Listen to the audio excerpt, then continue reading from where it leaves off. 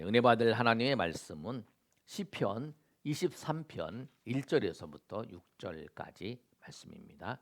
시편 23편 1절에서부터 6절까지 말씀, 구약성경 818면에 있습니다. 우리 한 절씩 우리 교독하도록 하겠습니다. 여호와는 나의 목자시니 내게 부족함이 없으리로다.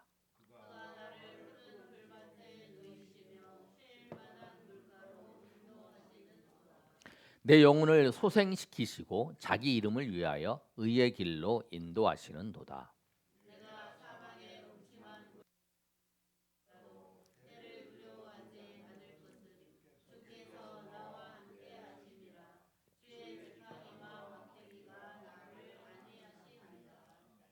주께서 내 원수의 목전에서 내게 상을 차려주시고 기름을 내 머리에 부으셨으니 내 잔이 넘치나이다.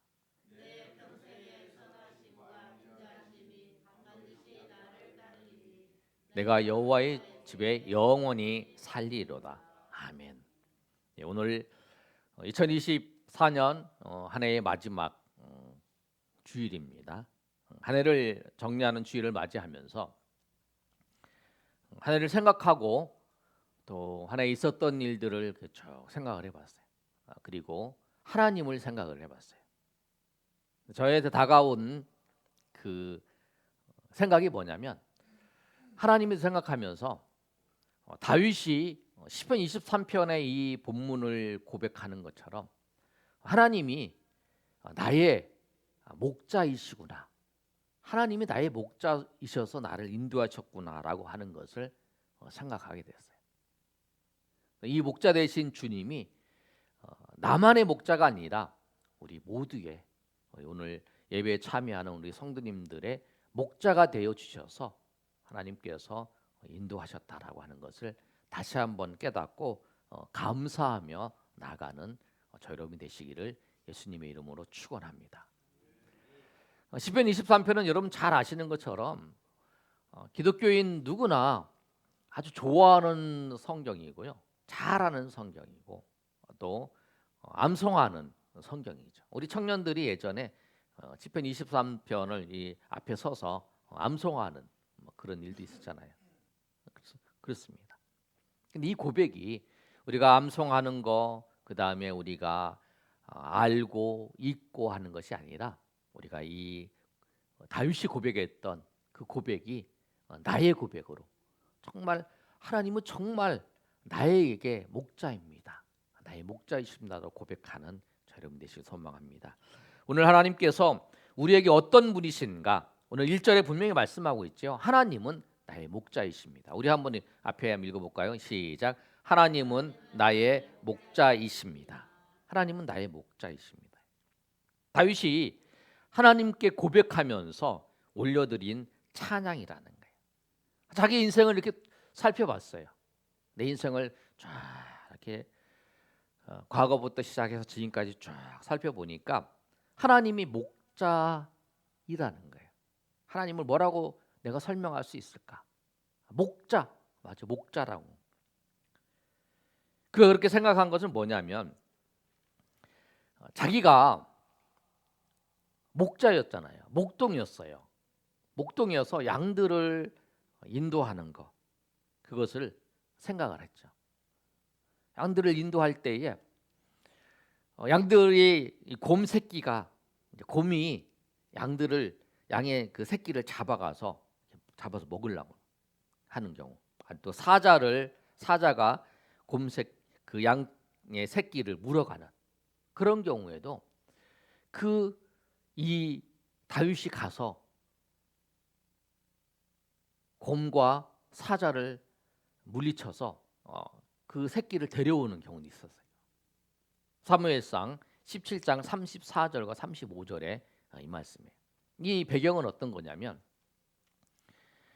다윗이 골리앗과 전쟁을 하고 있는 사울에게로 가게 된 거예요. 내가 저 골리앗을 내가 싸움을 하겠습니다. 그랬더니 넌 안 돼, 너는 어려서 안 돼. 그때 이제 다윗이 사울에게 얘기하는 장면이에요.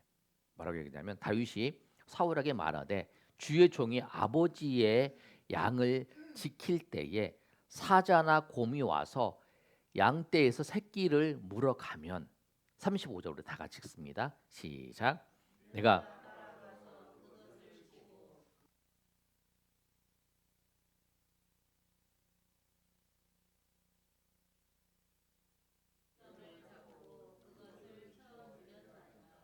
그렇죠. 그렇게 했다라는 거예요. 가서 그 새끼를 건져내는데 그 사자나 곰이 가만히 있지 않잖아요. 뺏겼으니까 자기 먹을 걸 뺏겼으니까. 그럼 이거 잡아서 이제 막 자기를 해하려고 죽이려고 하면 그 수염을 잡고 쳐서 죽였다고 하는 거예요. 근데 생각을 해보세요. 양은 절대로 사자나 곰을 이길 수가 없어요. 물려갔어요. 그건 완전히 끝난 거죠. 그런데 목자가 그 양을 쫓아가서 생명의 위협이 있지만 쫓아가서 그 곰을 쳐서 죽이고 데리고 오는 거죠.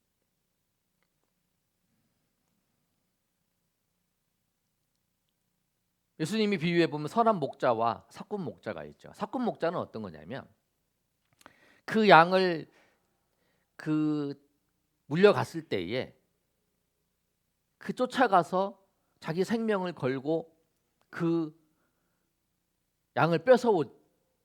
이건 주인이 그런 거죠.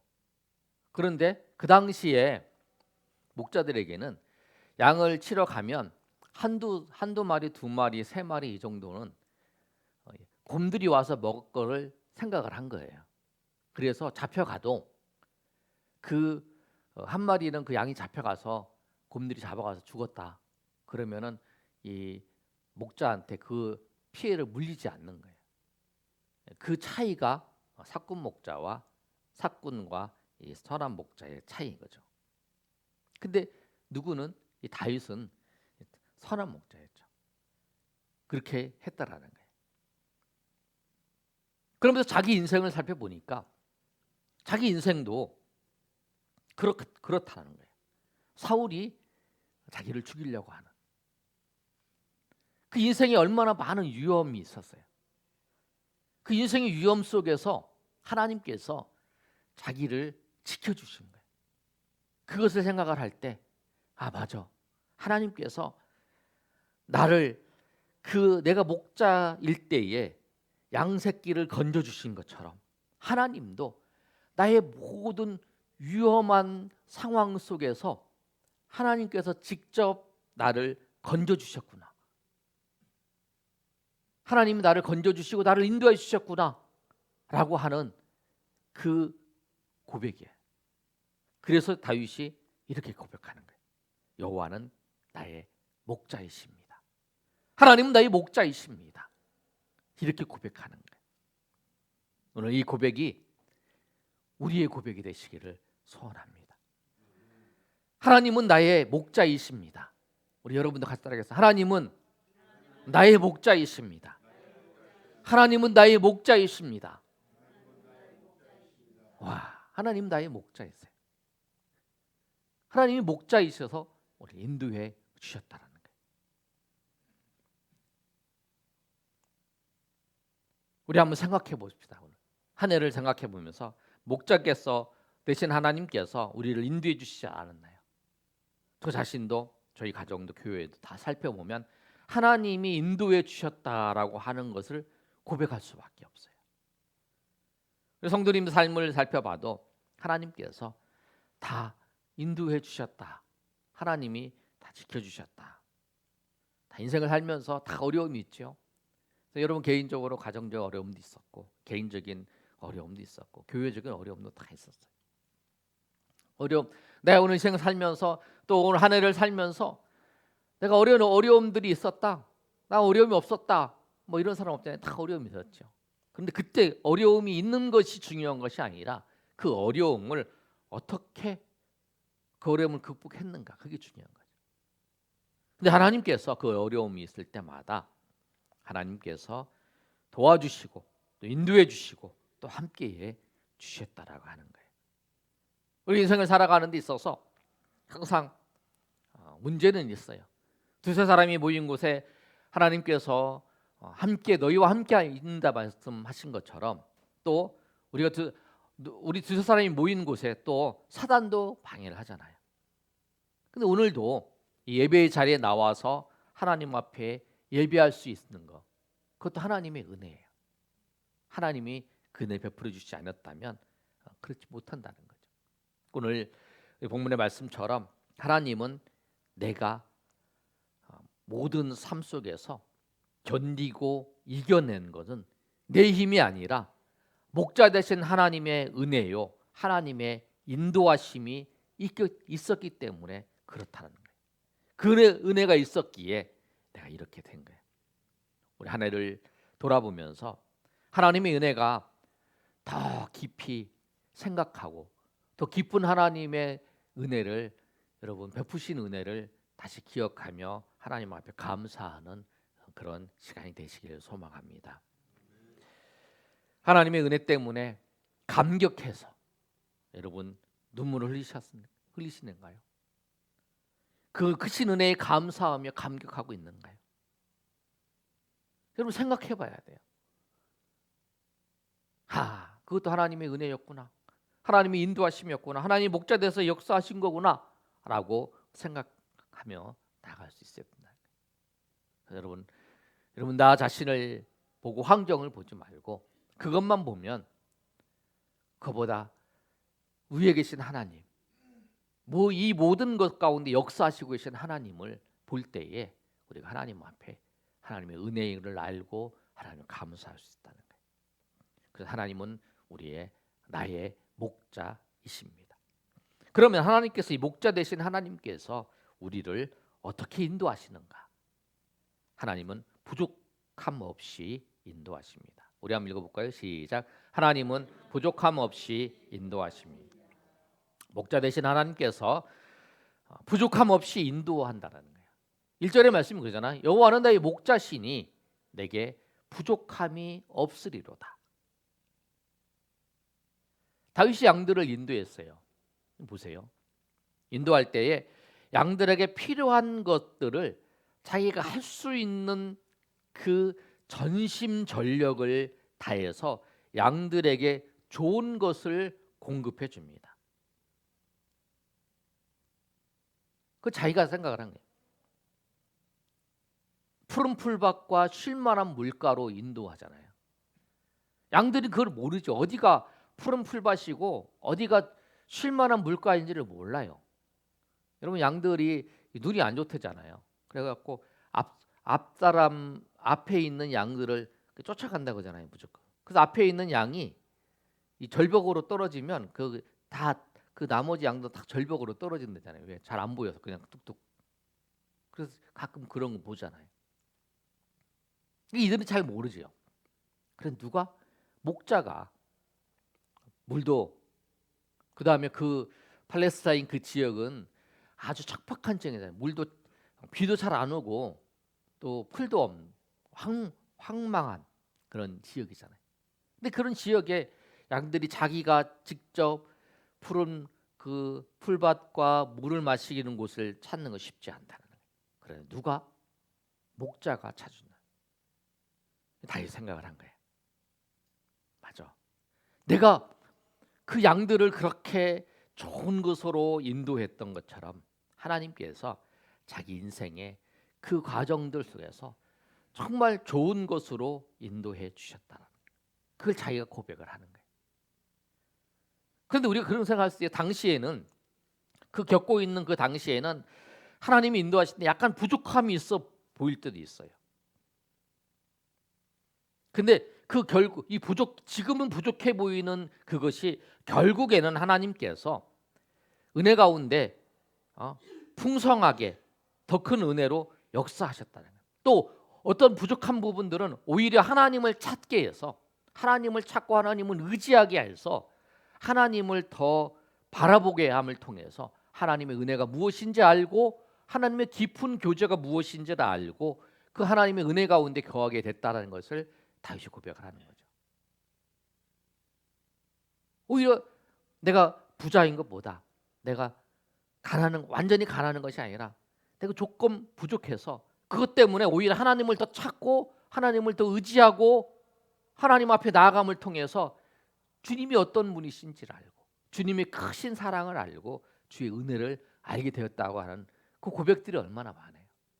내가 만약에 정말 엄청나게 부자였으면 하나님 없다 했을 건데 내가 그렇지도 아니하고 그렇게 하나님 나를 어떻게 적당히 나를 정확하게 아셔서 나로 하여금 이렇게 주시고 또 이걸 통해서 하나님을 찾고 하나님을 의지하는 걸 통해서 더 깊은 은혜를 알게 하신 하나님. 그래서 다윗이 고백을 하는 거예요. 맞아. 내 인생에 부족한 부분이 있었지만 그러나 그 모든 것들은 하나님의 은혜 가운데에서 나를 인도하시는 걸 봤을 때 그는 하나님이 부족함 없이 인도해 주시는 하나님의 은혜였다라고 하는 것을 자기가 알고 고백하는 거죠.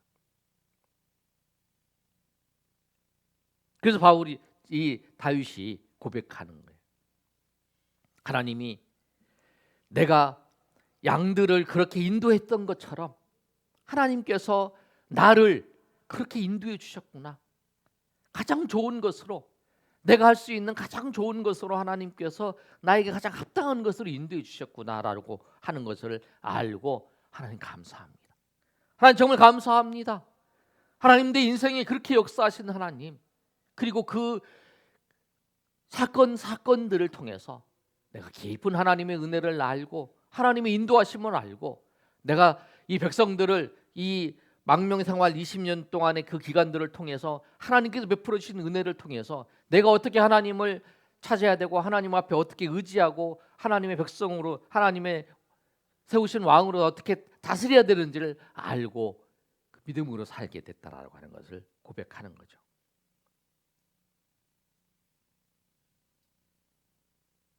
하나님께서 부족함이 없도록 인도하시는 그 부분들은 아까 말씀드린 것처럼 푸른 풀밭과 쉴 만한 물가로 인도하시는 것. 부족함이 없도록 인도하시는 거죠. 그리고 또 뭐냐면 다윗이 이 낙심할 수 있잖아요. 대적에 쫓기는 기간이 20년 정도 됐다고 봐요. 그런데 이 오랜 동안에 계속 망명 생활하고 쫓기고 하는 그 시간이 계속 되면 지치잖아요. 20년 생각해 보세요. 20년 동안 계속 도망다니는 거예요.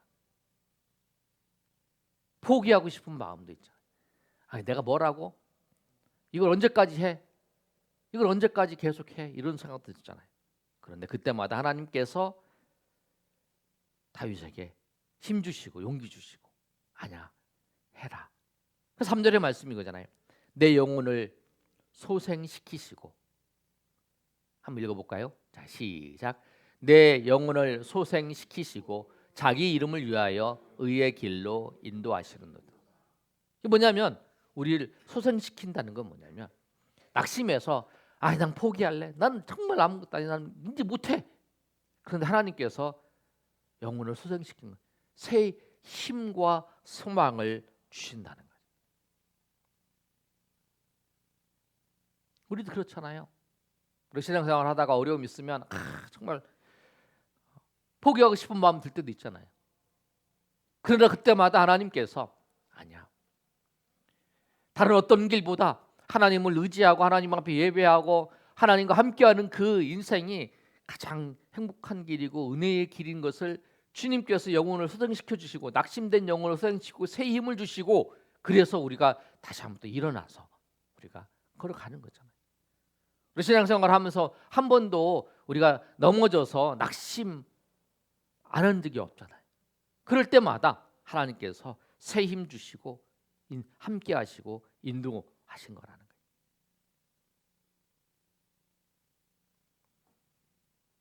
다윗은 그래서 부족함이 없도록 하나님께 나를 인도해 주셨다는 걸 고백하면서 하나님은 내가 생각했던 것보다 더 좋은 것을 주세요. 아멘. 그리고 그것은 내가 가장 필요한 것이라는 거예요. 내가 만약에 받지 못한 것이 있다면 그건 나에게 필요하지 않아서 그런 거예요. 오늘 이 말씀을 통해서 목자 되신 하나님께서 여러분의 인생을 어떻게 인도하셨는가를 한번 생각해 보시기 바랍니다. 하나님께서 모든 분야에서 부족함이 없도록 인도하셨다라고 하는 것을 여러분이 알 수 있다.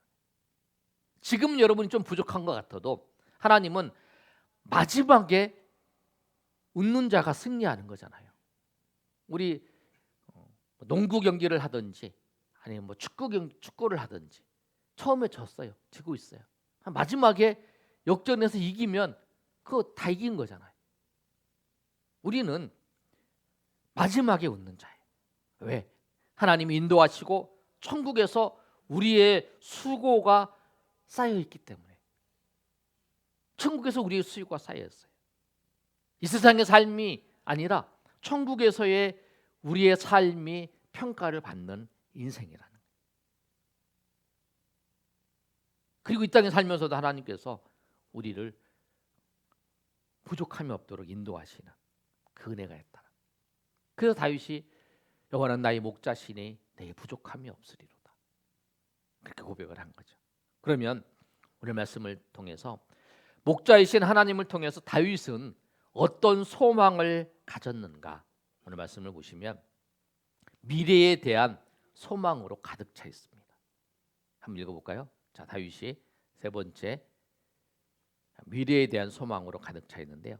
4절 말씀을 보시면 우리 4절 말씀 한번 읽어보겠습니다. 시작. 내가 사망의 음침한 골짜기로 다닐지라도 해를 두려워하지 않을 것은 주께서 나와 함께 하심이라. 주의 지팡이와 막대기가 나를 안위하시나이.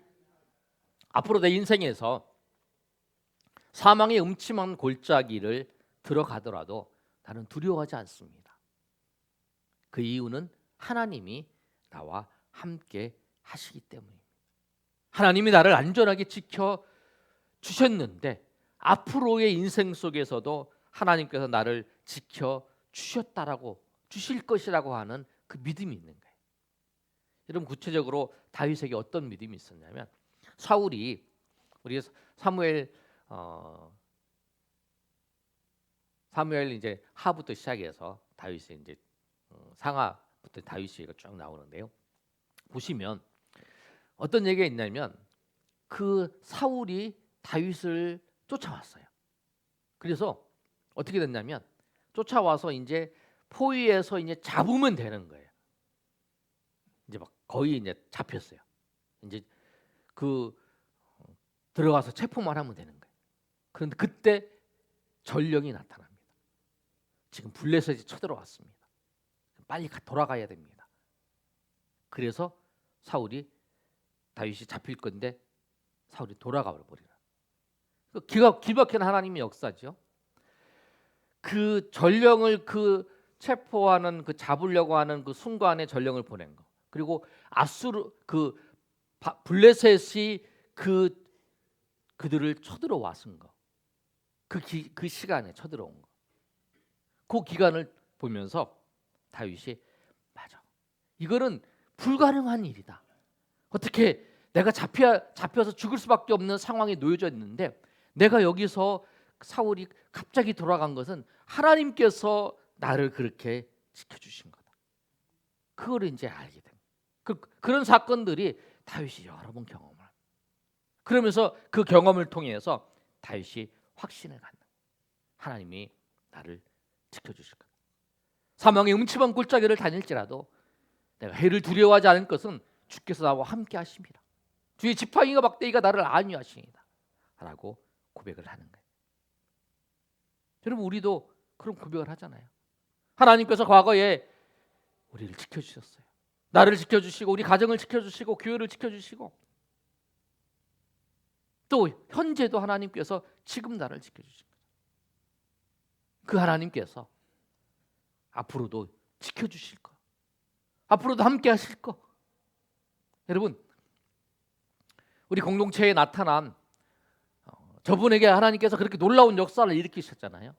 그거는 그 사람 한 사람이 아니라 우리 전체에 하나님께서 그런 은혜를 베풀어 주실 걸 말씀하는 거예요. 나도 그럴 때 하나님께서 그렇게 인도해 주시는구나. 그리스도 안에서 우리 한 몸이잖아요. 다윗이 그걸 경험한 거죠. 하나님께서 과거 현재를 지켜주신 것처럼 앞으로도 내 인생을 지켜주실 것이다. 아멘. 하나님은 변함이 없으십니다. 어제도 오늘도 내일도 변함없이 영원하신 분이 하나님이세요. 그 하나님은 임마누엘 하나님이세요. 우리 예수님이 이 땅 가운데 오셨을 때 임마누엘 하나님이라 말씀하셨잖아요. 여러분 무엇이 두려우십니까? 무엇가 염려되십니까? 하나님 우리와 함께 하십니다.